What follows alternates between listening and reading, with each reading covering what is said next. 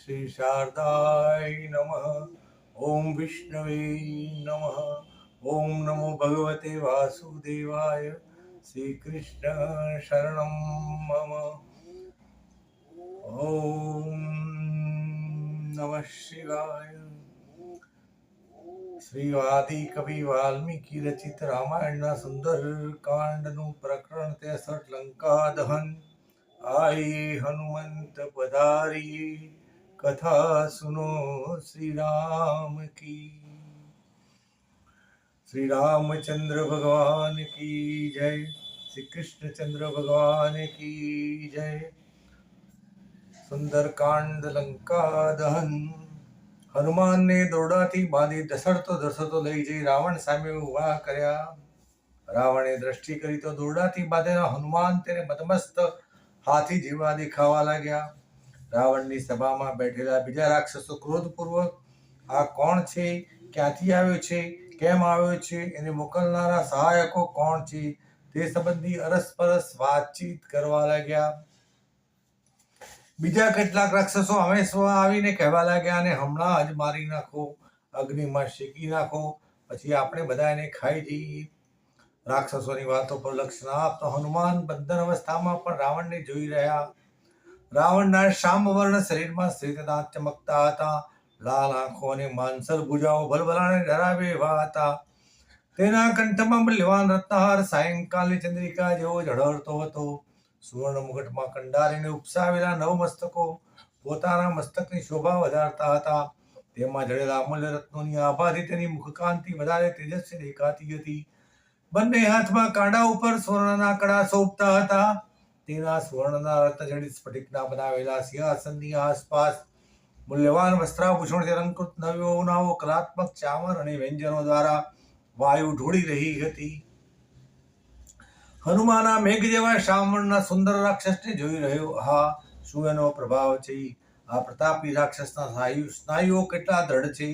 તેનું શ્યામ છતાં મોહકરૂપ ભલભલી નારીઓને આકર્ષે તેમાં નવાઈ નથી. જો આનામાં થોડા દુર્ગુણો ઓછા હોત તો તે દેવલોકનો રક્ષક બની જાત. પરંતુ અત્યારે તેના ક્રૂર કર્મો દેવદાનવોને ડારી રહ્યા છે. આ રાક્ષસ જગતનો નાશ કરવા સમર્થ છે, પરંતુ તેના પાશવી કર્મોએ માજા મૂકી છે. તે દયાવાન રહ્યો નથી. તેનો વિનાશ કર્યા વિના અન્ય કોઈ માર્ગ નથી. અસંખ્ય તરુણીઓના સ્વામી હોવા છતાં તેની કામુકતા મૃત્યુ વિના શમે તેમ નથી. આમ વિચારતા હનુમાનજી રાવણને રક્ષિત રોષપૂર્વક જોઈ રહ્યા. ત્રામ્રવર્ણની આંખોમાં રોષ ભરીને ઉભેલા હનુમાનને જોતા રાવણ ભયભીત થઈ ગયા. તેણે પોતાના મંત્રી પ્રહસ્તને સંકેત કરી હનુમાનને પૂછવા જણાવ્યું. રાવણના સંકેતથી પ્રહસ્ત્ર બોલ્યો, લ્યા તું કોણ છે, ક્યાંથી આવ્યો છે, શા માટે આવ્યો છે અને કોણે મોકલ્યો છે? હનુમાન રાવણનું સ્વરૂપ જોવામાં નિમગ્ન હતા. તેઓ તેના વિશે વિવિધ કલ્પનાઓ કરી રહ્યા હતા. તેઓ વિચારતા હતા, અરે આવો સમર્થ રાજવી શું થોડા સમયમાં મોતને ગાઢ ઉતરી જશે, કાળનો ખોડિયો બની જશે? તો સભામાં બેઠેલા અન્ય રાક્ષસો વિચારતા હતા, રાવણ આને અવશ્ય મારી નાખશે અથવા મારી નાખવા આપણને આજ્ઞા આપશે. ઘણા દિવસે આ વિચિત્ર પ્રાણીનો ભક્ષ્ય આપણને ખાવા મળશે.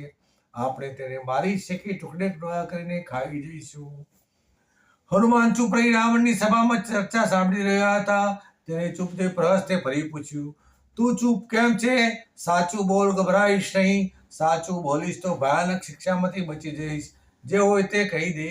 જો જરા પણ વાત છુપાવીશ તો તેનું પરિણામ તારે ભોગવવું પડશે. હનુમાન ક્રોધપૂર્વક બોલ્યા, હું અયોધ્યાના રાજકુમાર રામનો દૂત છું. કપેશ્વર મહારાજ સુગ્રીવનો મંત્રી છું.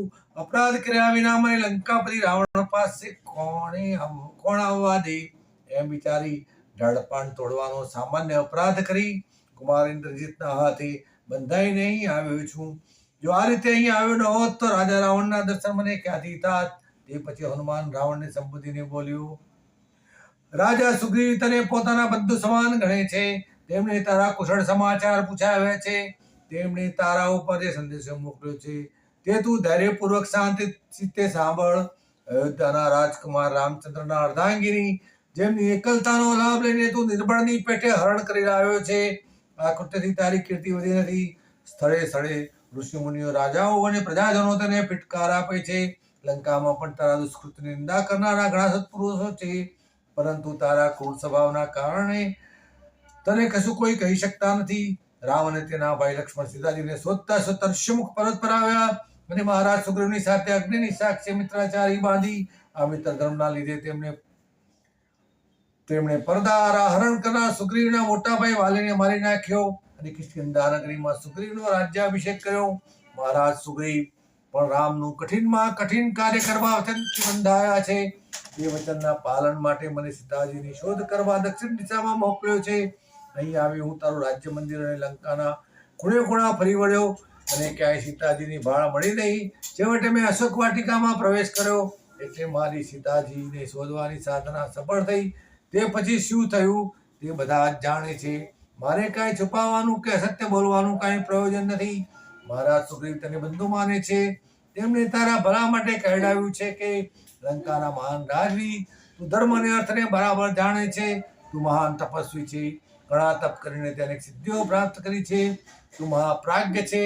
તેમ છતાં તે કુબુદ્ધિને વશ થઈને પરદારાનું હરણ કર્યું છે. એ ઉચિત નથી. તારા જેવા જ્ઞાનીને શિખામણ દેવાની હોય નહીં. તું સારા સાર ઉચિત અનુચિત ધર્મ બધું જ સમજે છે અને બધી પ્રકારના કર્મના ફળો પણ તું સારી રીતે જાણે છે.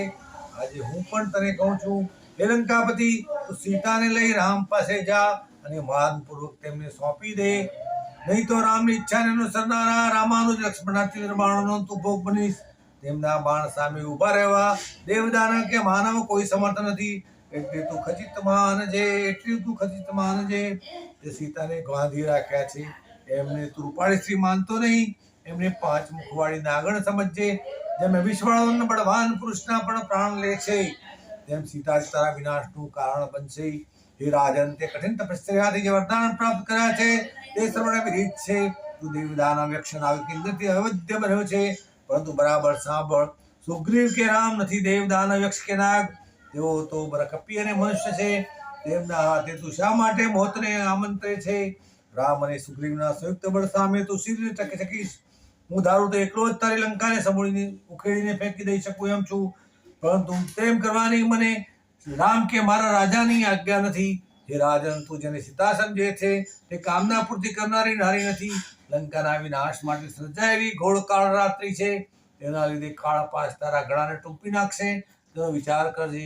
જો હજુ તું નહીં સમજે તો લંકા નગરી રાખ બનીને ઉડી જશે અને રાખમાં તારી પણ ભસ્મ હશે. રામનું અપ્રિય કરીને તું સી રીતે જીવી શકીશ? લંકાના રાજેન્દ્ર, તું વિચારી જવું. રાવણ એક વાનરના દુર્ગસ્બોધ વચનો સાંભળી ઝેરી નાગની પેટે શ્વાસોશ્વાસ દેતો હતો. સુગ્રીવનો સંદેશો ધૈર્યપૂર્વક સાંભળવો જોઈએ એમ વિચારીને તેની ઈચ્છાએ મૌન રહ્યો હતો. અત્યાર સુધી દબાવી રાખેલો ક્રોધ ભયાનક અગ્નિવાળા બની ભભૂકી ઉઠ્યો અને પ્રહસ્તની આજ્ઞા આપી. પ્રહસ્ત, આ દુષ્ટ અવિવેકી વાનરનો હમણાં જ વધ કરો. રાવણ ક્રોધાવેશમાં હતો, છતાં તેના ભાઈ ધર્માત્મા વિભીષણે કહ્યું, રાજન શાંત થાઓ. ક્રોધનો ત્યાગ કર્યો. ધૈર્ય ધારણ કરી પ્રસન્ન ચિત્તે મારું કહેવું સાંભળો. પોતાનું હિત સમજનારા રાજનીતિના જાણકાર રાજવીઓ દૂતનો કદાપી વધ કરતા નથી. દૂતનો વધ કરવો એ ધર્મનીતિ અને લોકાચાર વિરુદ્ધ છે. આ તો માત્ર કપી છે. તેને ધર્મનીતિનું જ્ઞાન ક્યાંથી હોય? તમે તો રાજધર્મ સમજનારા સમર્થ રાજવી છો. તમારા જેવા વિચક્ષણ રાજાઓ જો આવું અનિશ્ચિત કર્મ કરશે તો શાસ્ત્રોનો અભ્યાસ કરવાનો અર્થ રહેશે નહીં. હે રાક્ષસેન્દ્ર, શાંત થાવ. દૂતને દંડ દેવો હોય તો દૂતને યોગ્ય શિક્ષા કરો. દૂત માટે શાસ્ત્રમાં અંગછેદન, કોરડાના ફટકા મારવા, મુંડન કરાવવું વગેરે કહ્યું છે. આ બધા દૂત માટેના દંડો છે. પરંતુ દૂતનો વધ કરવા માટે શાસ્ત્રમાં કઈ આજ્ઞા નથી. કપીનો વધ કરવામાં હું કોઈ ધર્મ જોતો નથી. એ તો કેવળ અધર્મ જ છે. સારો કે ખોટો દૂત પોતાની મેળે અહીંયા આવ્યો નથી. પારકાનો મોકલાવેલો અહીંયા આવ્યો છે. તેને તેના સ્વામીની આજ્ઞાનું પાલન જ કર્યું છે. જે કાંઈ બોલ્યો તેમાં તેને પોતાના સ્વામીની આજ્ઞાનું વિચારોનું પ્રતિબિંબ પાડ્યું છે.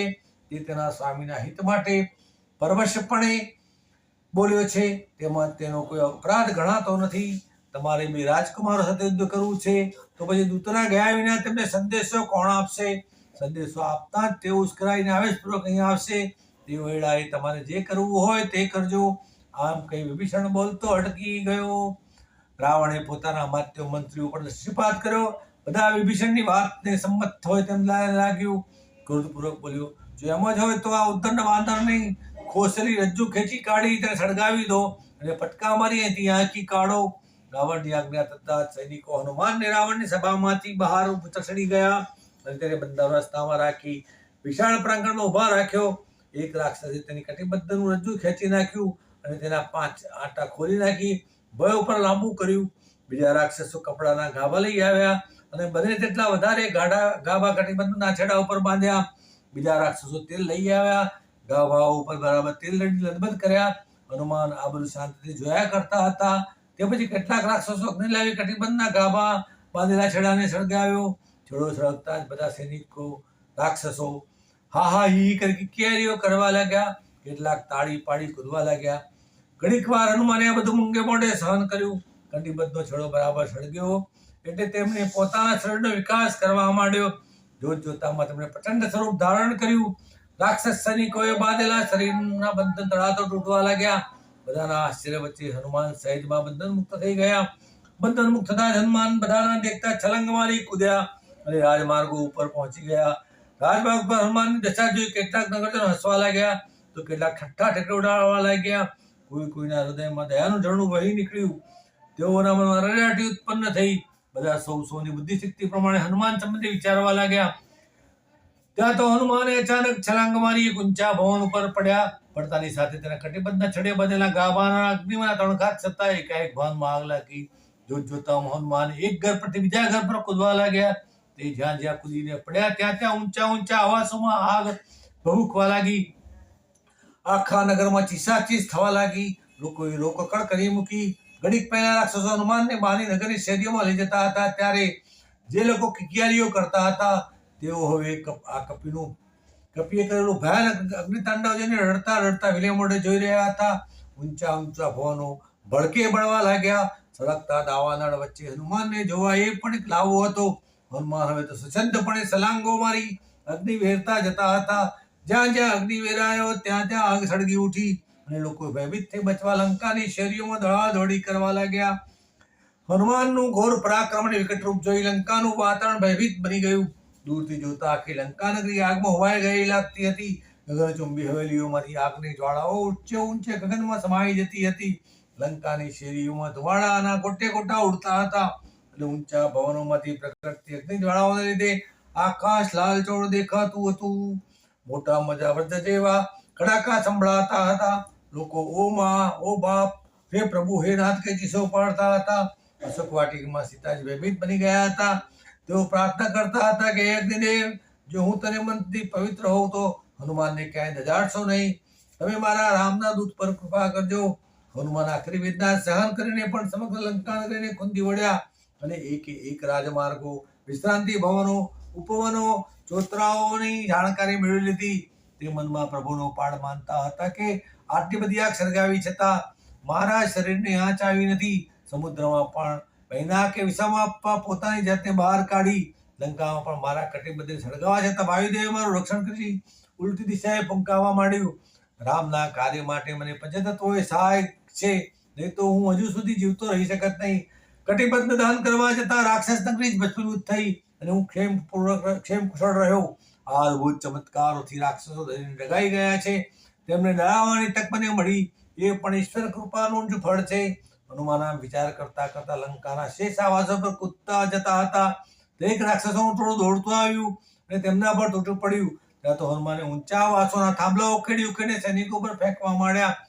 પાષાણ ખંડોના મારાથી ટોળાના કેટલાક રાક્ષસો ગવાયા અને બીજા નાસી છૂટ્યા. આ રાક્ષસો વિચારવા લાગ્યા કે આ વાનર નહીં, સાક્ષાત યમરાજ છે. તેનું સ્વરૂપ જોઈ ભલભલા ક્રૂર રાક્ષસો પણ તુજવા લાગ્યા. હનુમાનને એકાએક વિચાર આવ્યો કે મેં ક્રોધના આવેશમાં આખી લંકાને સળગાવી પણ સીતાજીનું ધ્યાન ન રાખ્યું. અશોક વાટિકાની સ્થિતિ હશે, તેમને જો કોઈ આંચ આવી હશે તો મારું કર્યું કરવું ધૂળમાં મળી જશે. અરે રે પૃથ્વી, મારા જેવો બીજો કોણ મૂર્ખ હશે કે આવેગમાં આવીને પોતાનું જાહેર કરી બેઠો. એટલામાં આગથી બચવા રાક્ષસોના ટોળે અશોક વાટિકા દિશાએ જતા હતા. તેઓ ઊંચા સાથે બોલતા હતા, ચાલો અશોક વાટિકામાં ચાલો. આ એક જગ્યા જ વિસામાં લેવા યોગ રહી છે. તે વિના સર્વત્ર આગ જ ફેલાતી જાય છે. લોકોની વાત હનુમાનને કાને પડતા જ તેમના મનમાં શાંતિ થઈ. તે વિના સંકોચે અશોક વાટિકા જેવા ઠેકડા મારતા દોડવા લાગ્યા. હનુમાનને અશોક વાટિકામાં જઈને જોયું તો સીતાજી સકુશળ હતા. તેમનું રક્ષણ કરનાર રાક્ષસીઓ ફાટી આંખે સળગતી લંકાને જોઈ રહી હતી. એકમાત્ર ત્રિજટાને પોતાનું શબ્દ સાકાર થતો જણાયું. તેના વિના બીજી રાક્ષસીઓ સીતાને અપશુકનિયાળ માની તેને રોષપૂર્વક જોઈ રહી હતી. હનુમાને ત્યાં જઈને સીતાજીને પ્રણામ કરતા કહ્યું, માતાજી, તમને ક્ષેમ કુશળ જોઈ મને આનંદ થાય છે. તમારી કૃપાથી મારું કાર્ય સંપન્ન થયું. હવે મને રામ પાસે જવાની આજ્ઞા આપો. સીતાજીએ કહ્યું, હનુમાન, તમે સાચે જ રુદ્રો છો. તમારા માટે કોઈ પરાક્રમ અસંભવ નથી. રામ, લક્ષ્મણ, સુગ્રીવ અને તમારા જેવા મહાવીર વાનરો અહીં આવી મને સત્વરે છોડાવી જાય એમ બધાને તમે કહેજો. હું તમારા સોના વિશ્વાસને શ્વાસે જ લઈ રહી છું. હવે મને અંદર શ્રદ્ધા છે કે તમારા માટે કોઈ કામ અશક્ય નથી. મારુતિએ કહ્યું, માતાજી, તમે મારા વચન પર વિશ્વાસ રાખજો. થોડા સમયમાં જ રામ, લક્ષ્મણ, સુગ્રીવ અને બીજા કપીઓ ગણિત વાનર સેના સાથે અહીંયા આવશે. રાક્ષસોનો વિનાશ કરી તમને બંધન મુક્ત કરશે અને સન્માનપૂર્વક અયોધ્યા લઈ જશે. આ મારું સાદું વચન છે એમ સમજજો. તમે આજથી સર્વ પ્રકારની ચિંતાઓનો ત્યાગ કરી શાંતિ ધારણ કરજો. સીતાજીને બે હાથ જોડી વંદન કરી કપિવર હનુમાન ત્યાંથી વિદાય દીધી અને વાયુની ગતિથી છલાંગ મારતા સાગર તટે આવ્યા. સાગરમાં પોતાના શરીરની બોડી શાંત કર્યું. તે પછી તેઓ સમુદ્ર તટે આવેલી ઊંચી અરિષ્ટ ટેકરી પર ચડ્યા. ત્યાં તેમણે પોતાનું કટિબદ્ધ પુચ્છ પાછાડી શરીરનો પ્રાણાયામ દ્વારા વિકાસ કરી ટેકરી ઉપર પગનો બળપૂર્વક દાબ આપી આકાશમાં છલંગ મારી ધનુષમાલી તીર છૂટે તેમ વાયુ ગતિથી ગગન ગમન કરવા માંડ્યું. થોડા સમયમાં તેમને મહેન્દ્ર પર્વત દેખાવા માંડ્યો. મહેન્દ્ર પર્વત પાસે આવતા તેમણે ગગનભેદી ગર્જના કરી. ગગન મંડળ ગજવી મૂક્યું. હનુમાનની ગર્જના સાંભળતા જ મહેન્દ્ર પર્વત પર બેઠેલા વાનરો હર્ષથી પુલકિત બની આનંદમાં પોકારો કરવા લાગ્યા. હનુમાનના ગયા પછી તેમની આંખો સુપની રહેતી હતી. ત્યાં આજે આનંદના સુધી છલકાઈ પડી. બધાએ નાચી કૂદીને હનુમાનજીનું ભવર હર્ષભેર સ્વાગત કર્યું. હનુમાને મહેન્દ્ર પર્વત ઉપર પગ મૂકતા જ બધા કપિવરો તેમને ઘેરી વળ્યા.